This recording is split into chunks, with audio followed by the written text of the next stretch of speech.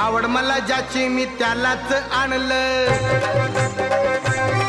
ए तुझ्या ग बोलण्याला आता मी मानलं. आवड मला ज्याची मी त्यालाच आणलं. तुझ्या ग बोलण्याला आता मी मानलं.